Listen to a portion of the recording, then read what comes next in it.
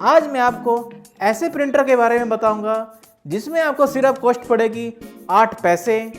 जी हाँ दोस्तों, आपने सही सुना, 8 पैसे। और कलर प्रिंटिंग की 21 पैसे।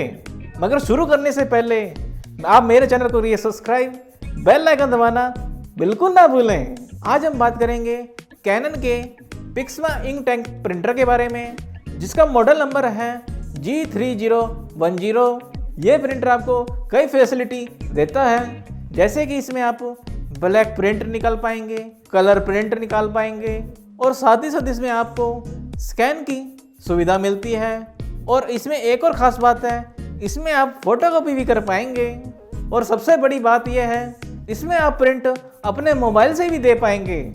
इसकी ये सबसे खास बात है, क्योंकि ये वाईफाई को सपोर्ट करता है। इसमें आपको इंक की बोतलें भी साथ मिलती हैं, जिससे कि आप लगभग 15,000 पेजेस निकाल पाएंगे।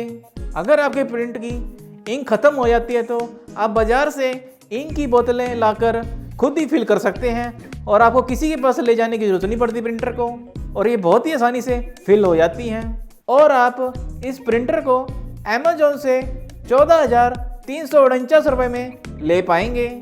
ये थी वीडियो कैनन के पिक्समा इंक टैंक प्रिंटर के बारे में। अगर ये वीडियो आपको पसंद आई है तो इसे लाइक और शेयर करना बिल्कुल ना भूलें। Thank you.